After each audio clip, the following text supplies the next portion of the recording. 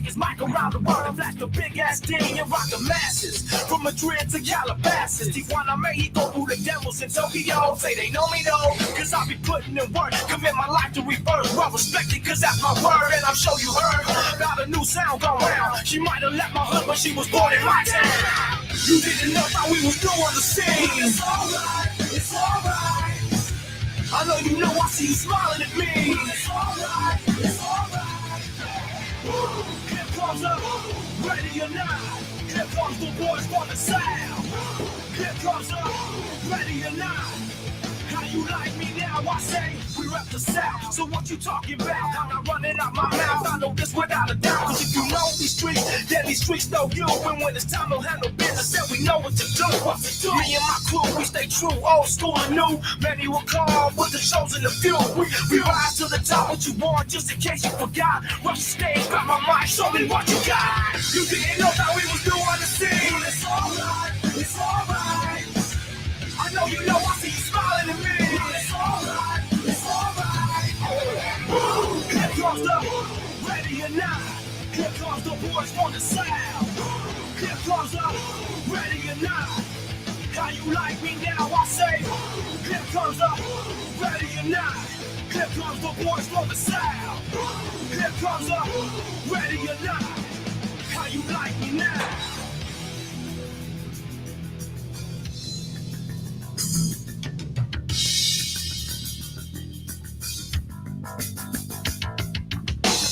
Is that all you got? I'll take your best shot. Is that all you got? I'll take your best shot. Is that all you got? I'll take your best shot. Is that all you got? I'll take your best shot. Is that all you got? Take your best shot. One of the greatest songs. I'll take your best shot. All right, welcome to Patriots Lament. My name is Joshua Bennett. We are live on YouTube. If you go to YouTube, check out Radio Free Fairbanks or Patriots Lament. We'll pop right up there. We're doing things a little bit differently. Hopefully the audio is wonderful. I think it's going to be. Anyways, also make sure you check us out on 660 KFAR and also 97.5 on the FM channel. Download the TuneIn app and search for those, and you can hear us anywhere in the world. But of course, it's much better to get on YouTube so you can see Mike Sampson's face. Morning, guys. Good morning. So, I think we're going to try. Am I working? Yeah. Sounds good. Cool. Okay, I think we got it. Came out a little loud, but I think we're better now.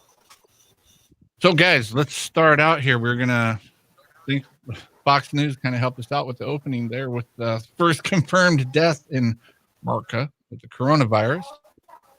So, let's open it up talking about that. Yeah, let's do that. I'm just gonna run people through what we're doing. This Patriots Lament Radio. By the way, if you guys didn't know, we're going to do hour 1 on coronavirus. Then we're going to do hour 2 on kind of the ensuing economic meltdown. And then we're going to do hour 3 on the Jones Act. Mr. Charles has sent a ton of really good stuff on the Jones Act. So that'll be hour 3. And before we jump in, I wanted to mention to everybody, if they go to the YouTube channel and they look at the new videos, we have a bunch of videos from Anarchapulco that are absolutely worth watching. In particular, Mike's interview with Dale Brown. Definitely recommend watching that. I'm going to put a link in the live chat right now. And beyond just watching it, if our listeners, if you guys on YouTube can post these videos on your assorted social media, that will be a huge boost. We would really appreciate that. Mm-hmm.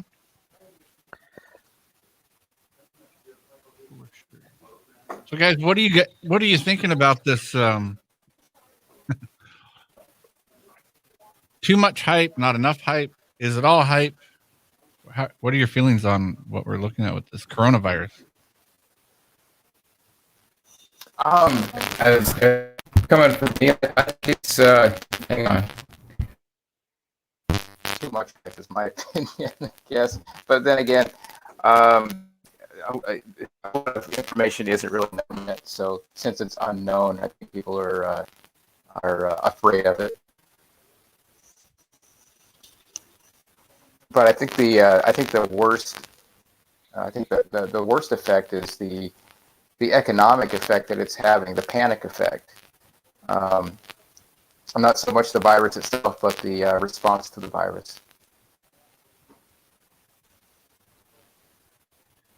And do you think, response-wise, so you think from the official responses or if you look at what China did, they started locking people in their buildings, hauling people off to gymnasiums and crowding them together, shutting down the entire economy.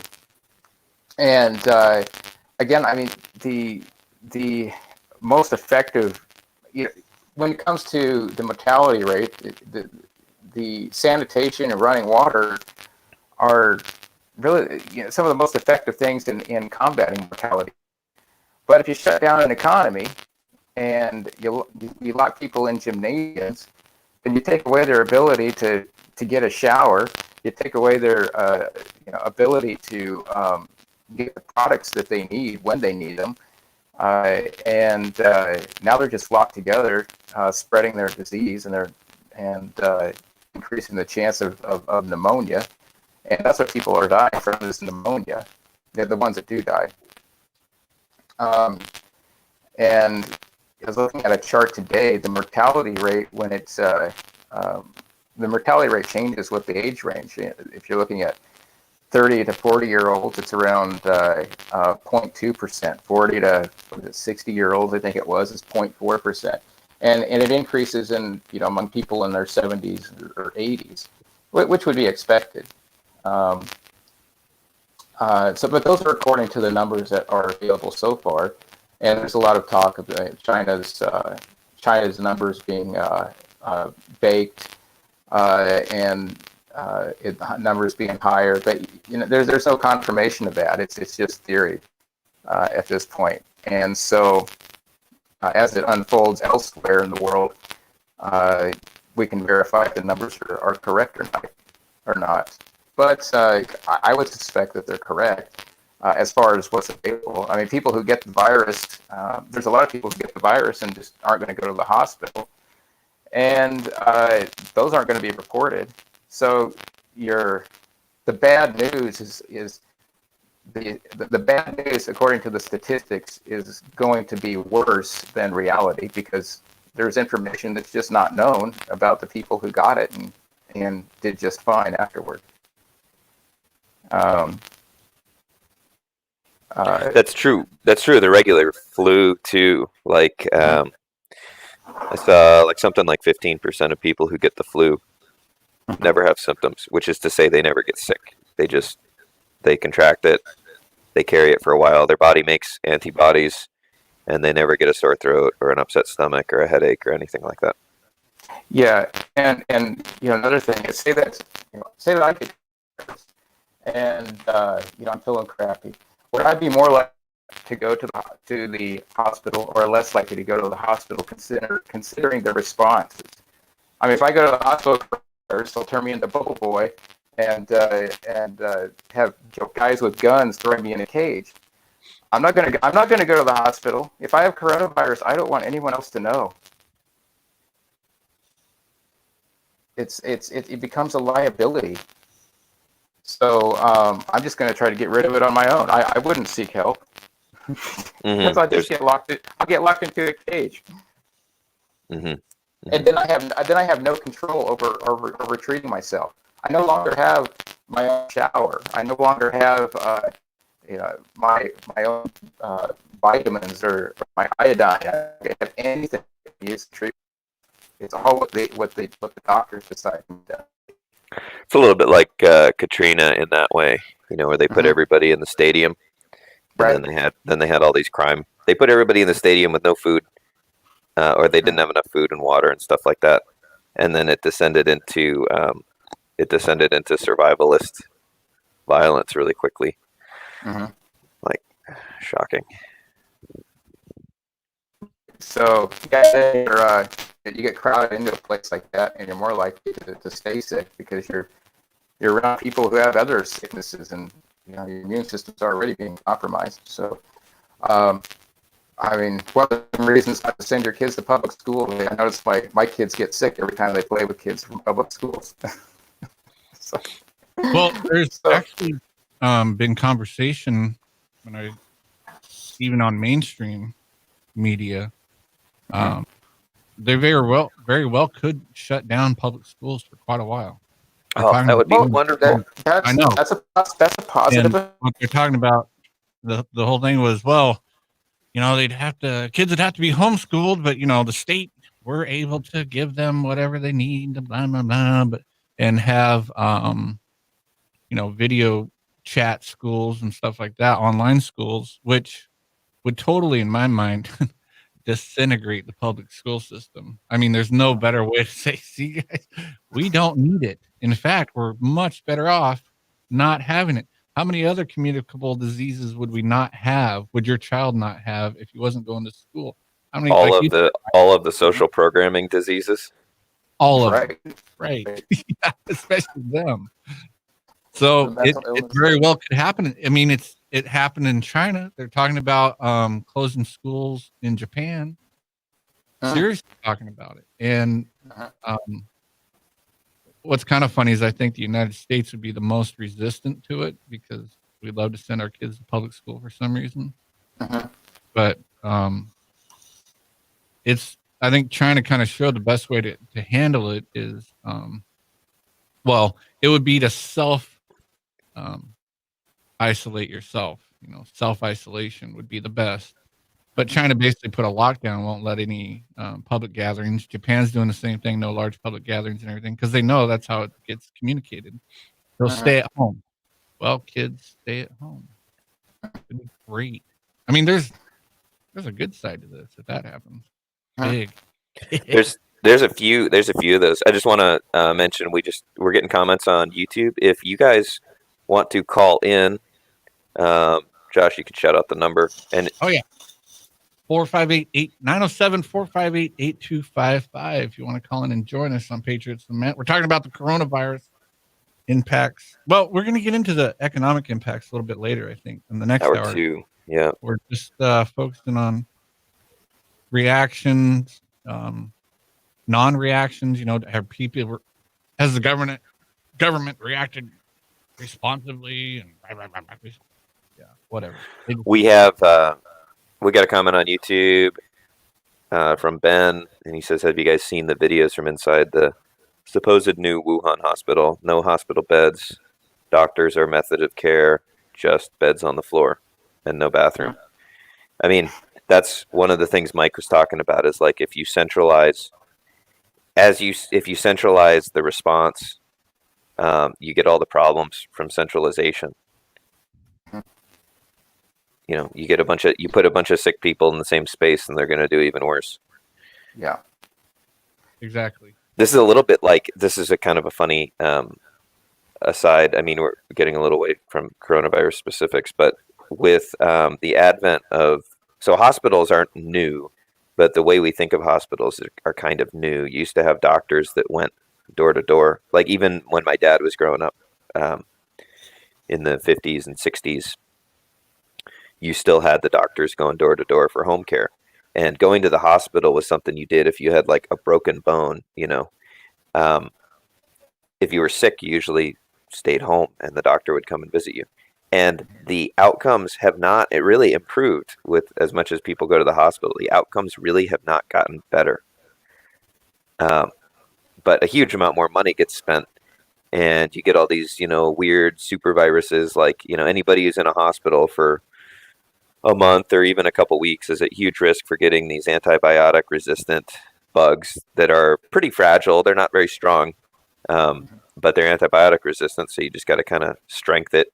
If you get them, I think they kill more people than go to the hospital than the people who go for whatever reason. Like you go in because you have You have something and you catch one of these little super bugs that don't exist outside of the hospital because they're fragile, and you die from that instead. So it is hard to say. It is hard to say. It is hard to say what the real impact is, especially in a place like when it's going on in a place like China, where you're getting bad data and the response is this centralized response. And like you guys were saying, people who aren't that sick just don't go anywhere. They get better. Right. Right. Hey guys, let's hit the phones here. Yeah. Hello, caller. Welcome to Patriots Lament. You're up first. The famous beep. Beep beep. Oh, I finally got on good subject today. Hey, I always want to ask a question. Like, I'm not on the video. I'm not on the audio thing. Of any of these three guys, have you ever had any of the bad flus, like H1N1 or any of those? Have any of you ever gone through the experience with any of those bad ones? Not that I'm aware of. I haven't. I don't. In your age group, I know. I'm in the septuagenarian and octogenarian. I think if there was a call out there, I think maybe a lot of us are still asleep this time of morning. I got the CES SHOT Show flu in 2018, which was not H1N1 or whatever, but everybody who went to Las Vegas in January of 2018 got a wicked bad flu that lasted about 3 weeks. About 3 weeks, and then I was better for about 3 days, and then I got the seasonal flu. Yeah, that's the one. I got it in '76. Both me and what turned out to be my future wife got it too around in that same year. I didn't know her then, but we were in the same town. But we couldn't figure out what it was back in '76. They didn't have all the fancy testing and everything, and we kind of suspected it was the swine flu or the whatever animal flu it might have been. But boy, I went through probably 2 or 3 weeks of the worst time in my life. I thought I was going to die. I had my own little house, and the way of dealing with it turned out to be H1N1. It turned out to be the bad one. And my wife had it too, but she didn't have it as bad as I had it. But the getting over it was the manner and method that the community we saw to deal with it was to shelter in place.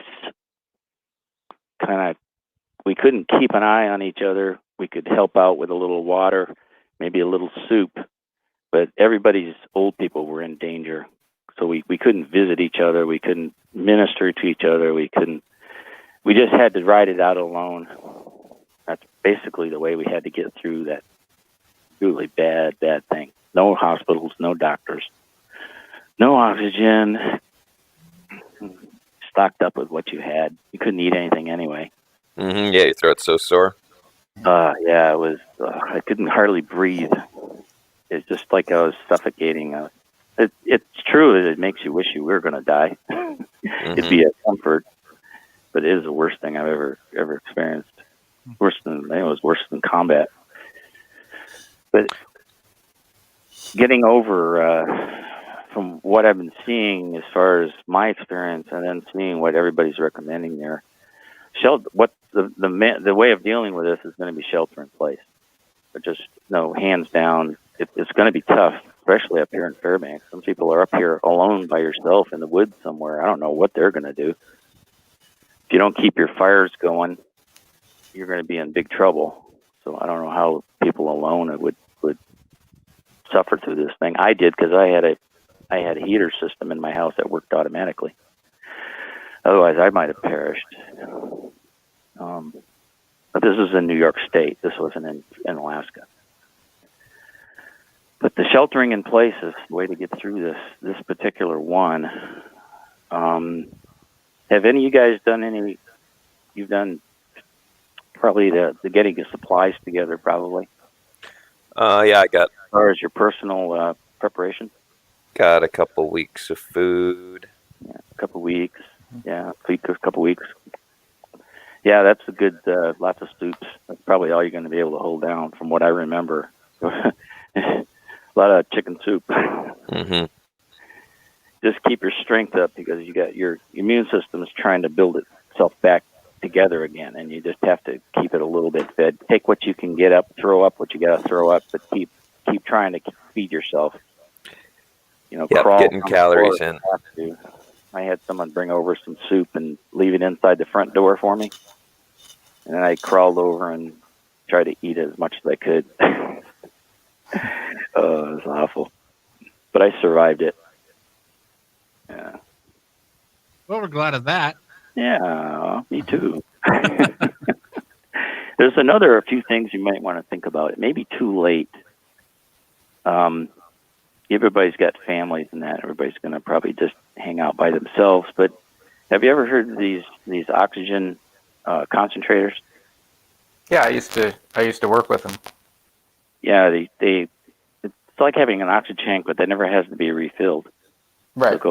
They'll produce about a 93% oxygen rate on a little cannula. Various rates and stuff, but I picked up one of those things, because I'm up in the older. They'll make us a little more comfortable with something like that. They cost the cheap one I got is about $300, but these things are all made in China. I probably won't see anymore. But not a bad idea if you've got some older people or even some younger people to have one of those things on hand, if you can still find one. Some of those devices will make. I was hanging out with a friend of mine, Rob, last night, and he had something like that would make it would generate ozone like O3 and O4 and O5, and the larger and larger covalent oxygen molecules can actually oxidize pathogens in the air. Yeah, And so I've heard about those as a maybe a air purifier or something like that. Yep. But it's if you remember when you had it, that the breathing thing, this is a lower respiratory. This is where all your working gear is in the lower part of your lungs, and that's sometimes you just get it on one side. But so the oxygen is going to help you out the most. That's what they're putting the people that are the worst case on oxygen for about 3 days. Okay. Of forced oxygen. But if you've got a milder case, a little bit of oxygen won't hurt you. Yeah, you just want to watch out for something like oxygen toxicity. One thing, if you're gonna go that route, one thing you might get is a pulse oximeter to measure your oxygen saturation. If you're up a normal range if you're 95% saturated or better, 95 to 99, then it's not going to help you out any. But if you're bad enough that where you're down in the 80s, you might want to go to the hospital anyway. So because that's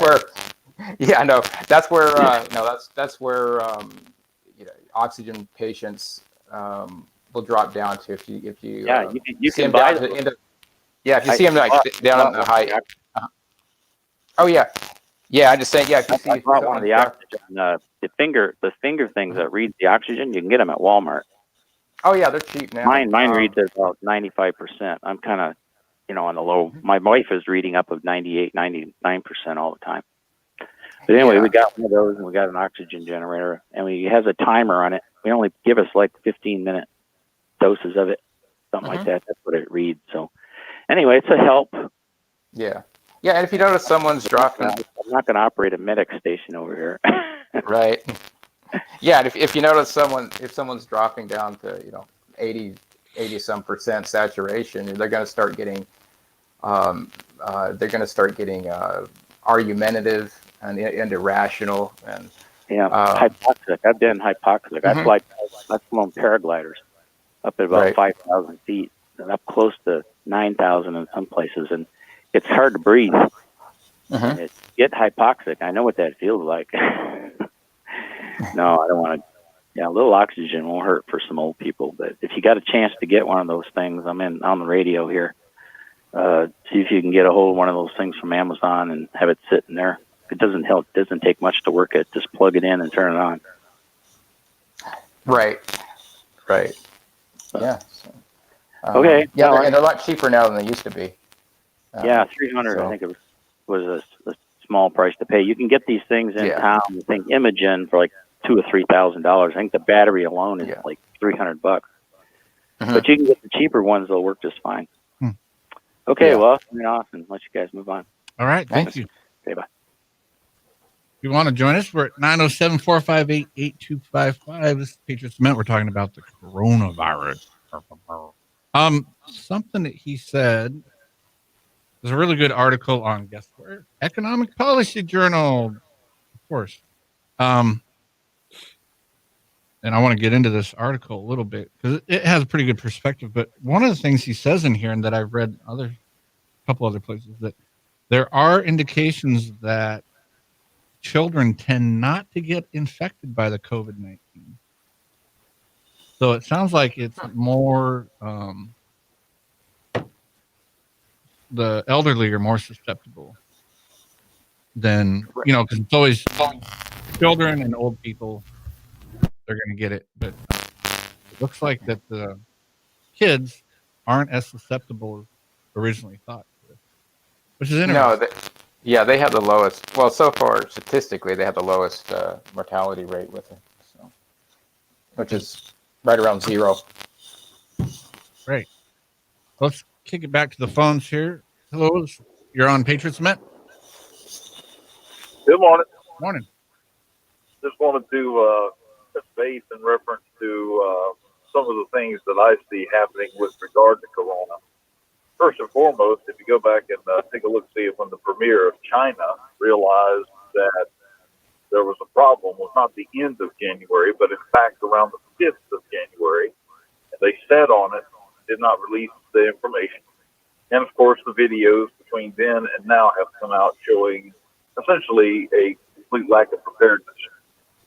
So with that in mind, take into account the failures of the financial market to acknowledge, number one, that the problem was in China, could have been contained in China, but instead was allowed to get out.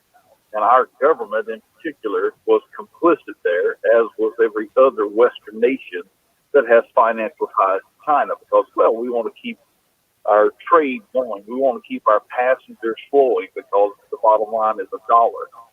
Now, the World Health Organization, you guys can point to anything in particular that they've done besides hold press conferences and send teams into the quote-unquote newly affected areas. By all means, let me know what that is.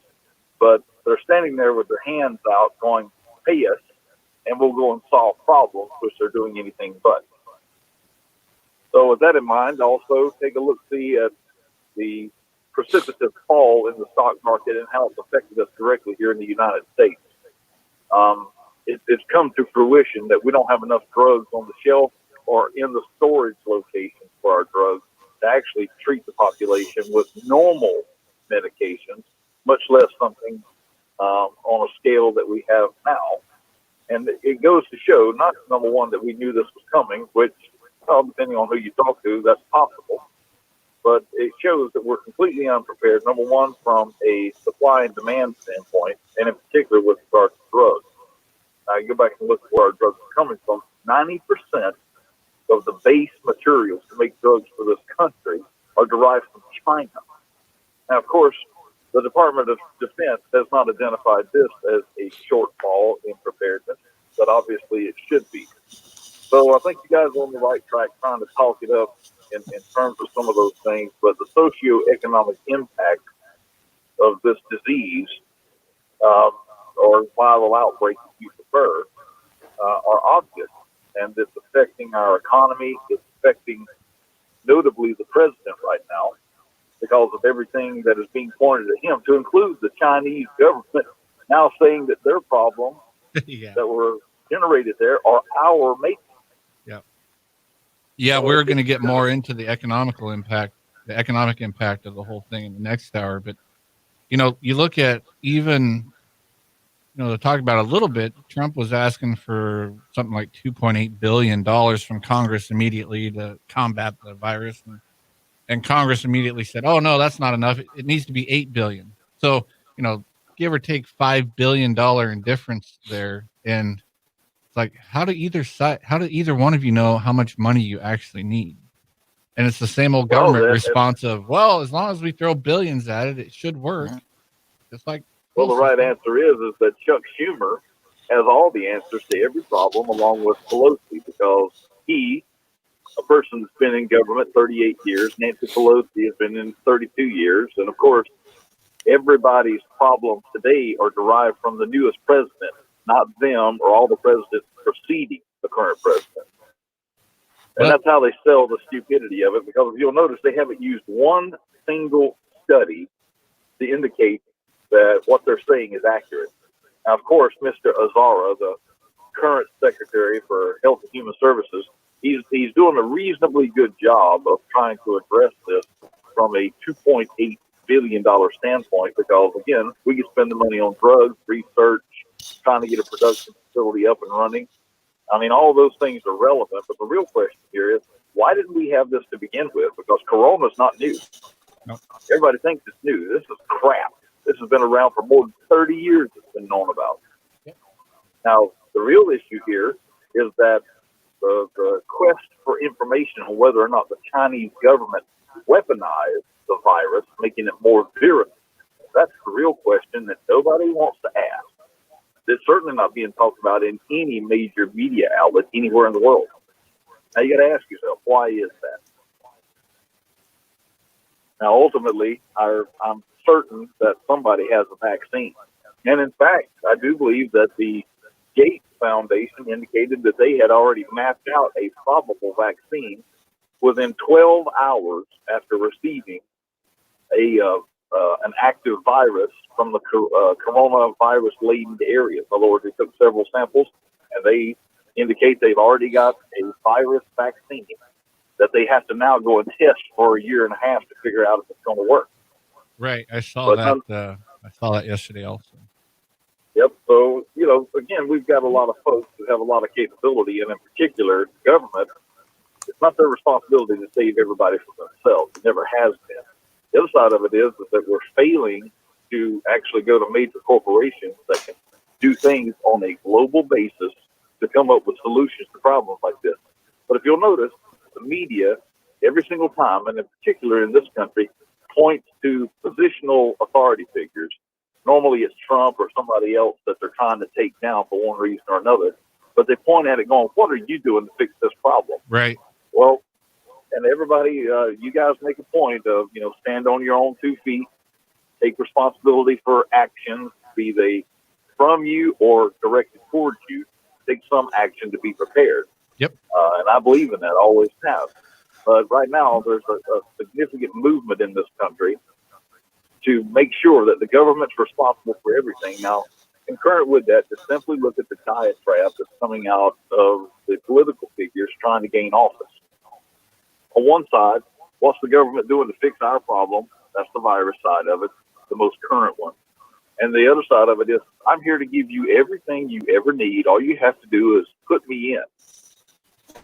Now, if you go back and correlate events in history, you guys recall essentially before Adolf Hitler became Chancellor of Germany, do you recall history in that regard, what he was doing to gain the confidence of the public? Yeah. Mm-hmm. Look at those parallels in today's terms, and you'll see that they are striking. Absolutely striking. Yeah. So with that in mind, I would say continue to march on what you guys are trying to do in terms of educating the public. I think it's a wonderful thing. The other side of it is capitalize on the impacts of the downturn and the economic circumstances, because therein is where they're going to tear down the president. I guarantee it. Yep. All right. Well, we appreciate the call. We got to take a break here. We're at the bottom of the hour, actually a little bit past. So this is Patriots Lament. We will be right back. About 3 minutes. Diagnosed with metastatic breast cancer. 1 million questions flood your mind. How can this be happening? Am I going to be able to work? What's a subtype? What do I do now? We know. We went through it too. But once you start to understand your options, You can partner with your doctor. And find ways to face MBC on your own terms. visit findyourmbcvoice.com and learn how to speak up and have a more informed conversation with your doctor. Some questions have answers. Visit findyourmbcvoice.com to find some of yours. happening across the nation right now. ADP is helping Party City stores streamline recruiting. Music houses like Squeaky Clean Studios are demoing tracks while ADP helps keep business on track. And ADP helps a small Mexican restaurant keep up with compliance demands. When ADP helps businesses achieve what they're working for, that's newsworthy. HR talent, time, benefits, and payroll. Informed by data and designed for people. Learn more at design.adp.com. Are your heating bills skyrocketing and yet you still feel cold inside your own home? That's because your heat is leaking out of your windows. In fact, about $20 billion worth of energy leaks out of windows in the United States each winter. Well, no more. From the scientists at Berkeley Labs and Renewal by Andersen comes our innovative Tri-Tech glass system, making our new triple pane super window as energy efficient as an insulated wall. That's double the insulation of 99% of any window on the market today. Hi, I'm Chris Dunn, local owner of Renewal by Andersen, and right now, for a very limited time, Fairbanks and North Pole customers can take advantage of an exclusive free upgrade to our revolutionary Tri-Tech glass system. Plus, no money down, no payments, and no interest for 24 months. Save big and forget the cold forever. To schedule your free consultation, call 885-3100. 885-3100. That's 885-3100. If you are distressed about a decision you have made in the past, talking about it can help. Whether your abortion was last month, last year, even 30 years ago, it can still affect you today. Take the first step to healing. The PATH program is offered without charge by the Find Out Free Pregnancy Center, providing a safe and confidential place to find healing. Call the Hope Line for more information about PATH meeting times. Call 907-455-8258 or visit fyndoutfree.com. Findoutfree.com. What can a number tell you? A phone number, house number, or how about one you put a $sign in front of? All numbers tell us something. At Glass Doctors, throughout North America, we replaced 95,631 windshields last year for free. With our exclusive nationwide road hazard guarantee, we will repair or replace your windshield if it gets damaged in the first year. That's a number to consider when you're getting your auto glass replaced. Call the Glass Doctor, will fix your paint. Oh, yeah. In Anchorage.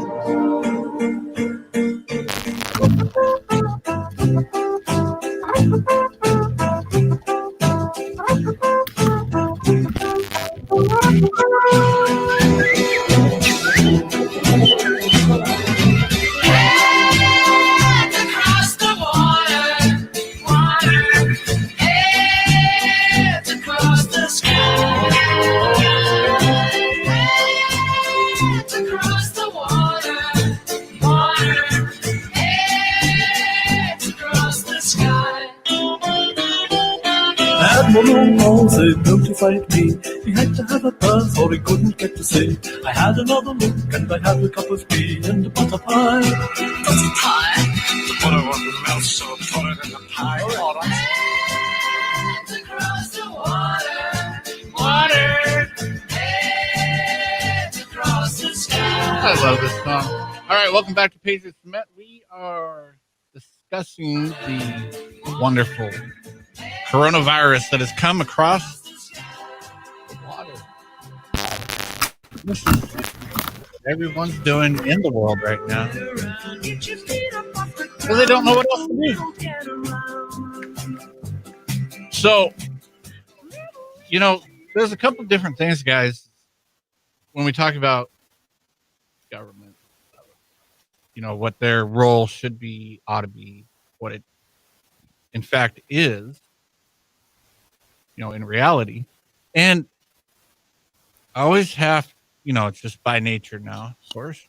I always think, what would this be like in a free market medical system? Because, we're not ready. We don't have anything in stock on board, whatever. And like the last caller pointed out, it's been around. It's not like this has never been heard of before. And, you think, well, and I realize some pathogens only live so long, whatever, but they can at least have an idea of what works, I would think, and to be able to mass produce it once it came about.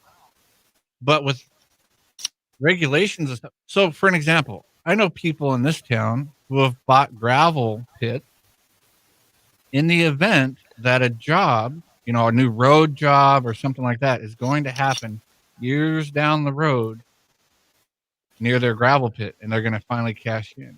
In the free market, a real market,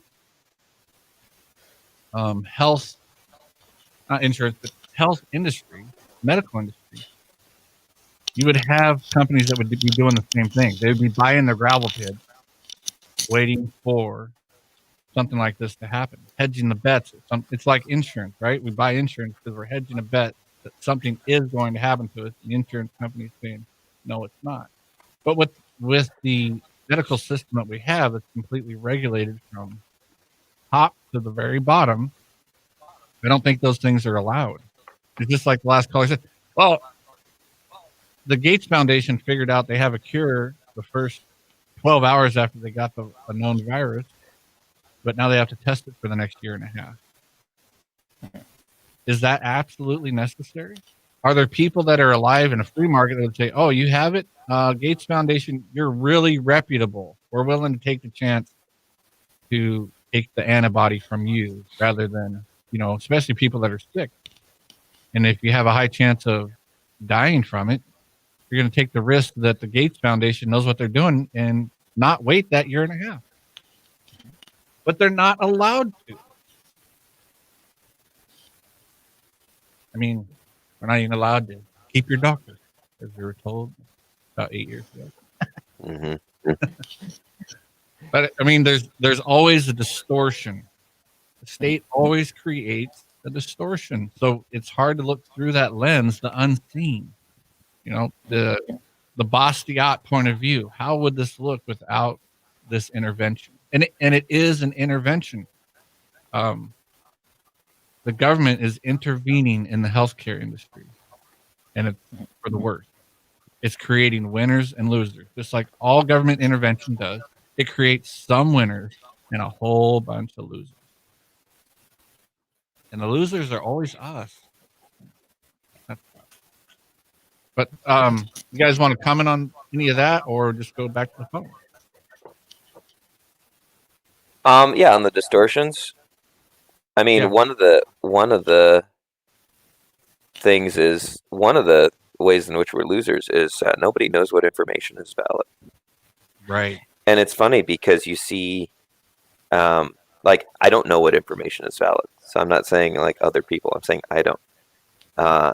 You get in the mainstream news, you get a unified but contradictory narrative. Everything's fine, or everything's not fine, or whatever it may be. There's all these contradictions, right? Like, everything's fine. There are no ships coming out of Chinese harbors. Everything's fine. The stock market sheds 12% in a week, or 14%, or whatever. Yeah. Or everything's not fine, but it's not going to get worse. You get all these incongruent.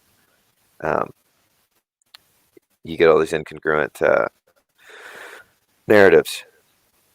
So then you go to the alternative media.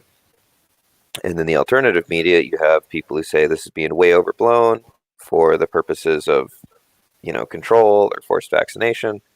And then you have the people who say it's being way underreported to cover it up to prevent widespread panic. And everybody on the alternative media makes a reasonable case, but nobody actually has the information that they need to make a definitive statement on it. And like Bob Wenzel's been talking about that on Economic Policy Journal. Yep. And so that's one of the distortions you get is you get radical uncertainty because of the control of information. Even in the age of social media, I mean, it's much talked about that, we have more information than we've ever had before, and nothing can happen without us knowing everything. And we still don't know anything. I mean, there's very little that you actually know. Everything is so controlled. Which is why I think it's good to talk about it like here. Just discuss it, and the exchange of information is what's important. And then you can kind of, do the Fox News thing of we report, you decide kind of deal. Even though here at Patriots Lament, we like to say that we report and we decide. Much more better. A little bit of certainty in what we do. I'm going to just go over real quick, guys, this Wenzel piece in Economic Policy Journal. And you're listening to Patriots Lament, talking about the coronavirus today. So panic continues to hit Wall Street. We know that. And he says, let's take a look at the absolutely worst case scenario where everyone in the United States would get infected. Let's look at a case that every man, woman, and child gets infected. And then this is where he throws in there, although there are indications that children tend not to be infected by COVID-19. And if you don't, COVID-19 is the actual virus, the coronavirus. That the named virus is COVID-19. Corona is just, that's us. Let's go into the full Nancy nut job panic mode. She's the head of CDC. Nancy messed it up there or something like that. With a full population of 330 million infected, that would roughly mean 6.6 million dead at the current generalized publicized rate of 2% death rate. But if you move for a moment away from the panic mode, most coronavirus researchers tell you they believe the death rate is around 0.2% range. So the entire United States, every man, woman, and child getting sick would result in 660,000 deaths if everyone is infected. And he says, certainly any death is tragic, but 660,000 deaths are roughly in line with the number of deaths in any given year from heart disease or cancer. And keep in mind that in this scenario, everyone in the U.S. is infected. Overall, 2.8 million people died in the U.S. last year. So, then he jumps into China. With a population of 1.4 billion people, 4 times the population of the United States, the number of infected to date has been reported at only 77,600 cases. Again, underreported, overreported, lies, and 2,663 deaths. It's possible this number is underreported, but it's obvious that the number is nowhere near even 100 million. That would be 10% of their population. The current confirmed is 0.0055 of their population. 100 times greater is not even 1% of their population. So he's not trying to oversell or undersell the virus. He's just, at the end, he said there may be some greater medium-term consequences for the cruise line industry with fears from the general public. But the CDC panic and crashing stock market as if the economy is going back to the Stone Age doesn't make any sense. And that's from Robert Wenzel's Economic Policy. So taken into perspective, it's not the worst thing that we've ever seen. It's not the blue blonde. It's not the Black Death. Yet. Let's hit the phone, guys. Hello, caller, you're on with Patriots Lament. Go ahead. Hey, hey, this is Granny. Hi, Granny. Is Is it my Granny? I'm just going to spit some things out. Your time is probably short, so here goes. Welcome to chaos. Expect more chaos. Don't expect organization anywhere. That's gone. It's too late for that now. Everybody must prepare in their own way for their own needs in their own time, but better make it quick. My suggestion is learn as much about original medications as possible and keep your supply up pretty good. I can suggest a couple of things that I use. I use oil of oregano on my toothbrush every morning, and I don't get sick. I worked at Value Village for 4 years, never got sick. You can picture that yourself. Cranberries, we have lots of cranberries up here, and those are really good for women's issues. If you don't want to fight every month, drink cranberry juice. you know, it just natural things like that.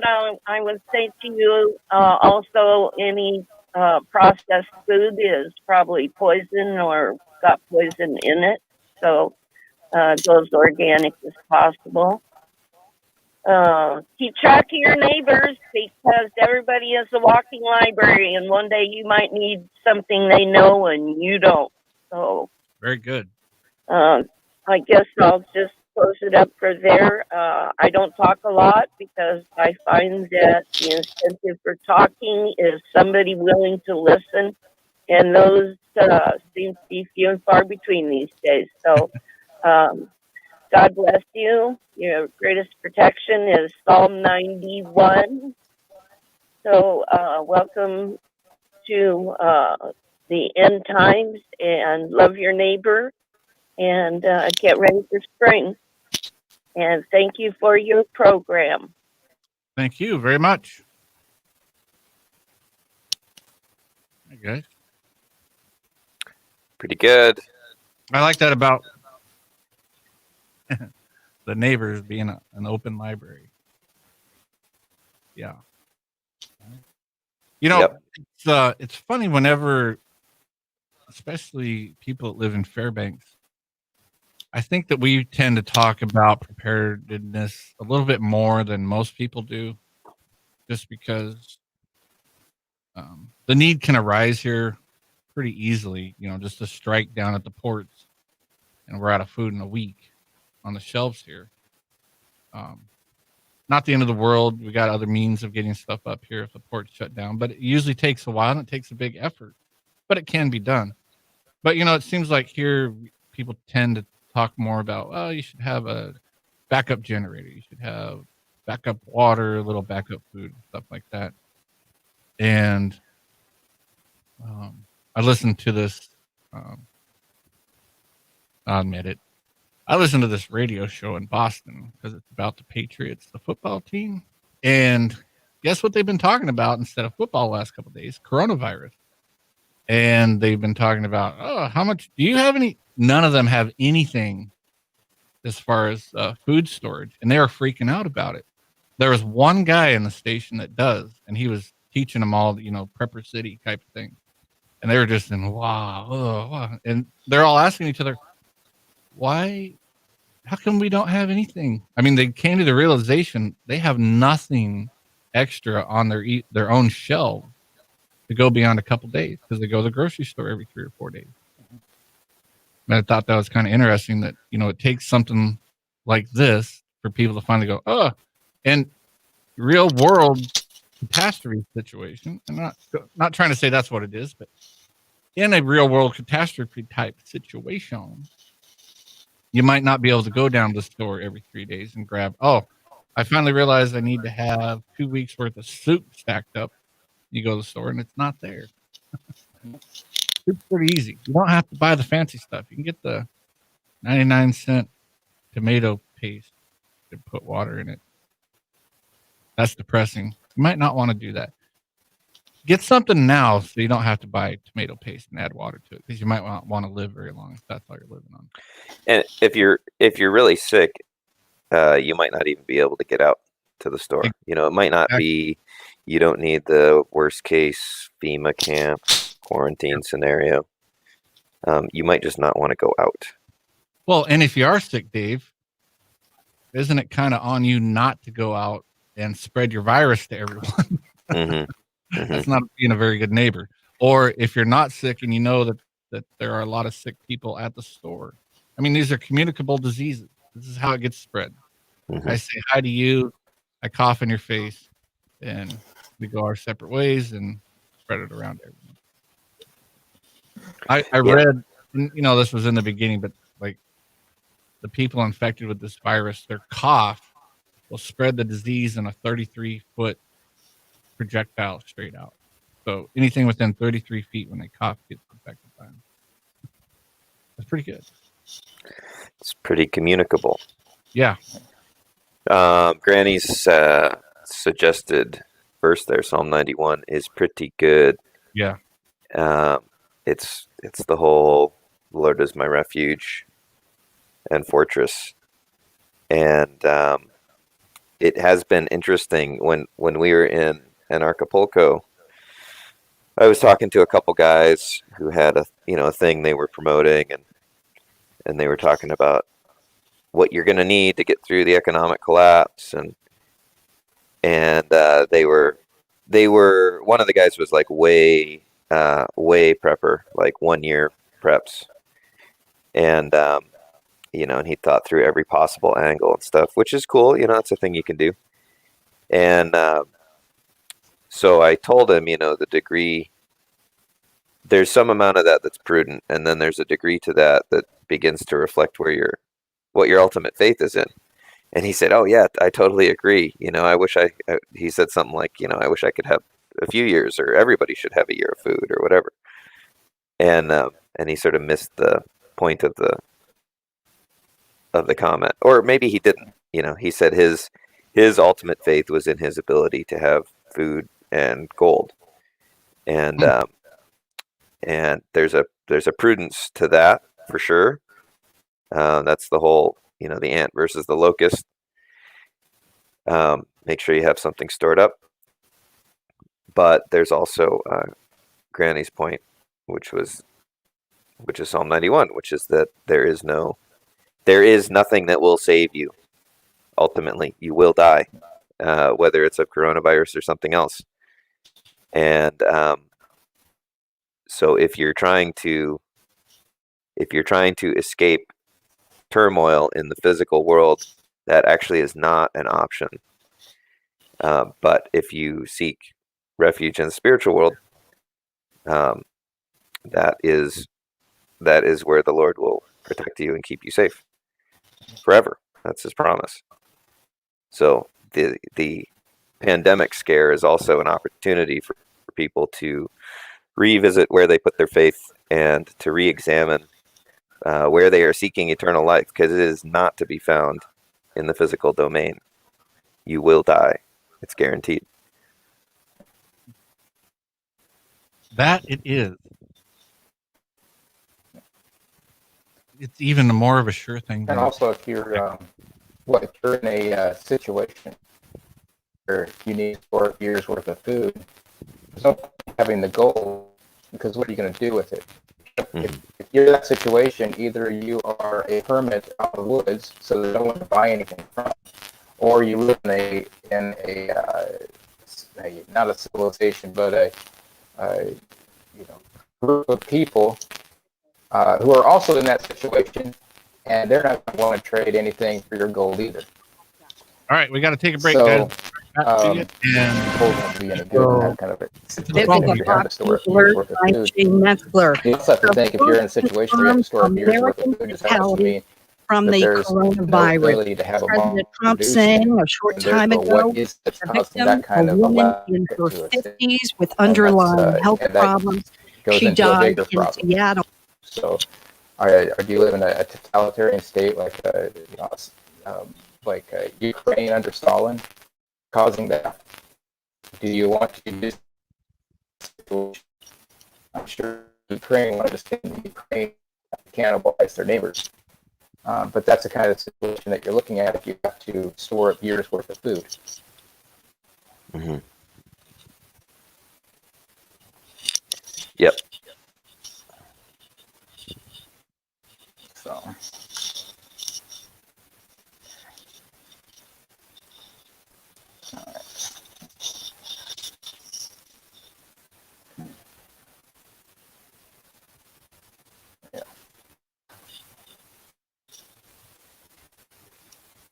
I think we're on the break.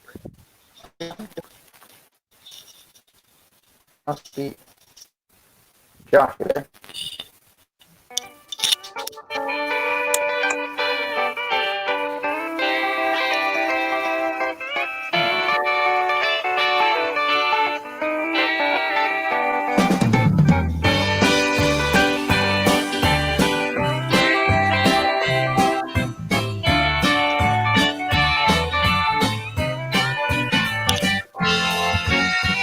In my weakness, you always make me strong.